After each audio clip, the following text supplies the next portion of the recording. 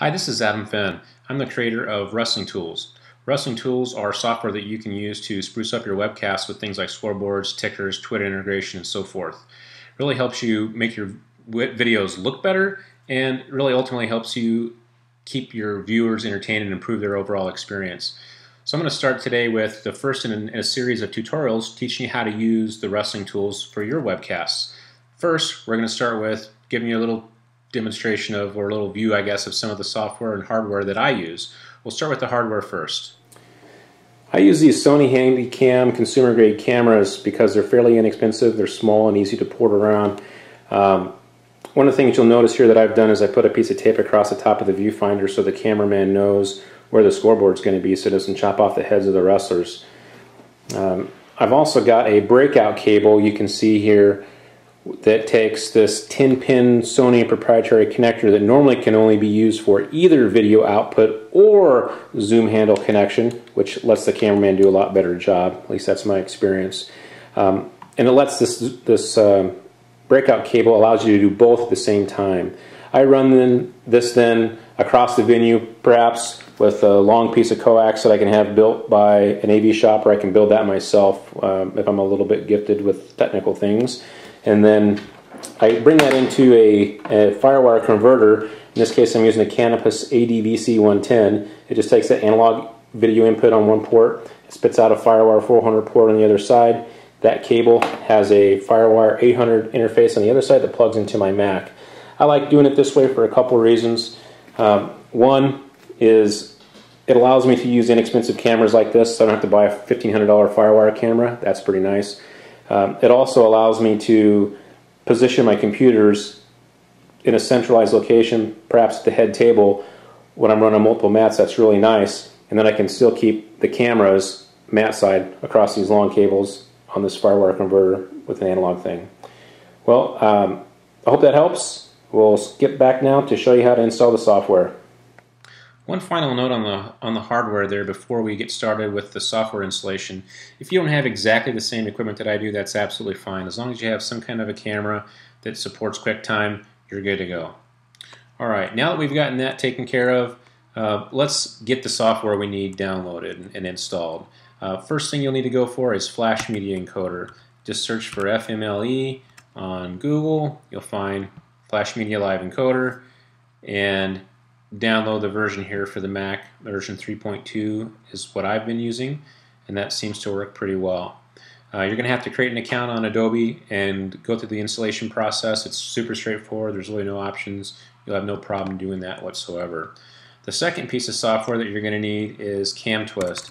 So if you go to CamTwistStudio.com, you will be able to click on this download button right here, and you'll download that software there for free as well. One additional note, since we're right here on this page, if you go to the help section and click on forums, you'll be able to find a whole bunch of information of questions people have already asked, answers that have already been provided, a lot of great stuff if you're just getting started. And if you have new questions that haven't already been answered, you can post them here and you'll get very quick responses, at least normally, from Steve and some of the other guys that are very heavy into CamTwist. One other thing you might want to do after you go through this tutorial is go through the tutorials on CamTwist. Ben has done a fantastic job of putting some tutorials together that walk you through a lot of the basics. I'll try to cover some of that stuff in the second version of the tutorial here, but definitely bookmark that site and come back to that. The last thing you need to download, and I'll show you how to do this installation because it's my piece of software here, is the Wrestling Tools for Webcasts. If you click on that page right there, and then scroll about halfway down the page or so, you'll find a link to do the download. I'm not sure this page isn't going to change a number of times, so I can't say it's going to look exactly like this when you get here, but there will be some kind of a link to the download in the download section. If you click on that, it'll start to download, and I'll show you here on another computer how to do that actual implementation. Now you can see I've downloaded Wrestling Tools, or in my downloads folder here. I'll just double click that. It'll mount that disk, and then I'll bring that up. I'll go ahead and click through the installation. There's not much here that's tricky at all. I just want to show you one or two things. Obviously, if you're an advanced user and you've had this installed before and you're changing the graphics and effects and the various things that I distribute with the package, you're going to want to make sure you back those up before you do an implementation, or you're just not going to want to install some of the updates that I provide. Even if you're not an advanced user, though, you're probably modifying your buttons, and that's what Save Setups does. And it's also a good idea for you to deselect your preferences here. You're probably going to have changed the preferences to suit your local situation.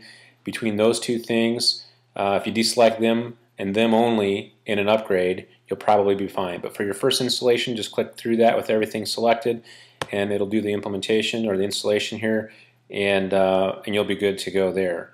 There's one final thing you'll want to take care of if you want to use the instant replay functionality, and that is just to take this instant replay icon from the installation bundle and drag it into your applications folder. You normally won't have to replace that unless it's an upgrade, and then you're good to go. Everything with the Wrestling Tools is installed, and now it's time to set everything up. We'll cover that next. Now that we have everything installed, it's time to make it all work. So the first thing you need to do is make sure you have an account on Ustream and that your channel's up and running. So if you don't have an account, go ahead and create one and get logged in. And in the upper right hand corner, you'll see your name. You hover over that and click Go to Dashboard. And on the left hand side, we're going to create a new channel. Click that link right here, create another channel. In this case, I'm going to call mine Wrestling Tools. I might spell wrestling correctly. And click the Create button. Now, there's a whole bunch of settings that you can configure for your channel. You can specify a category, tags, and other things for people to be able to find it. I'll just do the bare, not even the bare minimum here, but I'll set a couple things there and click the Save button. And now that I've done that, though, the main thing I need to show you here is underneath Advanced, under your channel, you need to download the Flash Media Encoder XML file at the bottom of that page. So just click that, it'll download it, we'll come back to that later. Also, you might take a look at these embed links here, or these embed sections. If you want to embed your video in someone else's web page, you can use one of these two embed codes depending on what exactly you want to embed, but you can have that right on their web page, so your video will stream as if it were coming from their web page. That's pretty nice. But now we've got that XML file downloaded. We'll go ahead and set up CamTwist. So we'll fire up CamTwist. Well, here we go. So there's a couple settings we're going to want to set up in CamTwist, and they are dependent upon the generation of computer that you have.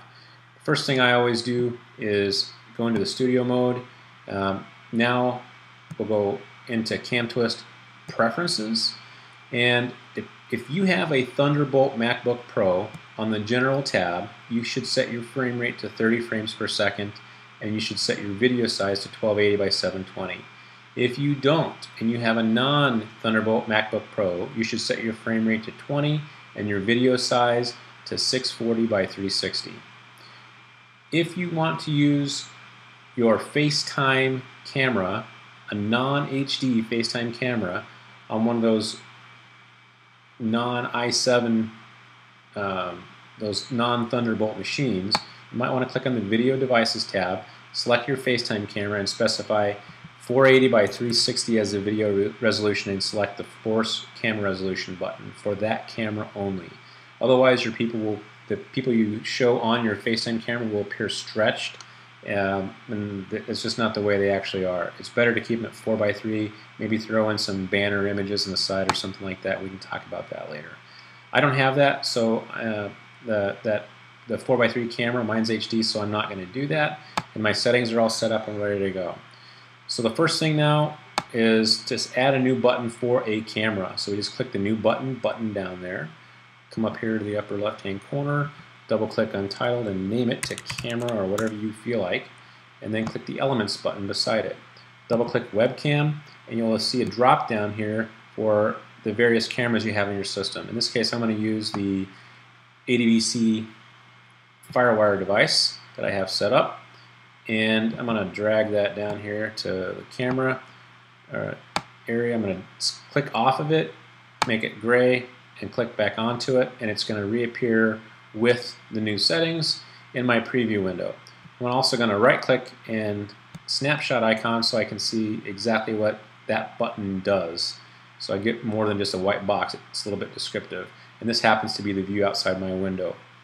I'm going to move that from my preview window to my program window by selecting Cut, and now my video is ready to go into Flash Media Encoder. And I'm gonna tell you more about using CamTwist later, but for now that'll serve the purpose. I'm going to fire up FMLE, and we will import those that XML file and the profile settings that come along with that. We'll tweak a few things, and we'll be up and running. FMLE seems to always take just a little bit longer than I want it to fire up. That wasn't too bad. So first thing we do is click File, Open Profile.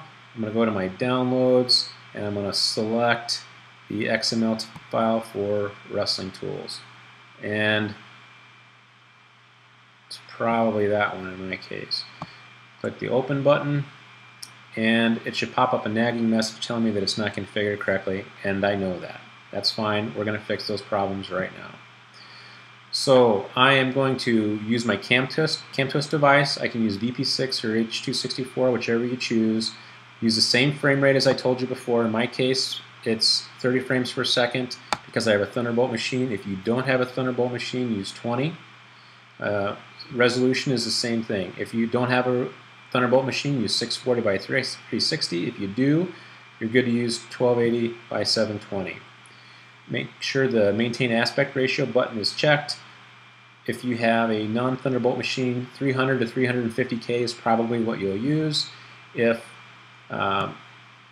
you have a Thunderbolt machine, 500 or 650 will serve you better. And you'll want to scale this down to the actual resolution of standard definition video at 854 by 480.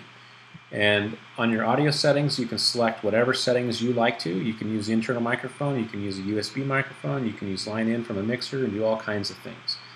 The last thing we need to change here is to scroll over to the right in the stream box and remove the words off air. And then we'll click the start button, and we are ready to go. Now we should be streaming. I'll click Save Profile just to make sure that I actually save that someplace. I'll save it as WT. And now I have my profile saved. Next time I fire up FMLE, it will just work. I'll have to just have to click the Start button. So now if I go back to Ustream and go to my channel and see WrestlingTools, you can see I'm live. And in a second here, my video will pop up. All right, there we are. That's how you get a webcam or a web stream going with WrestlingTools. Next, I'll show you a little bit more about how to use CamTwist and how to get the most out of WrestlingTools. Thank you for watching.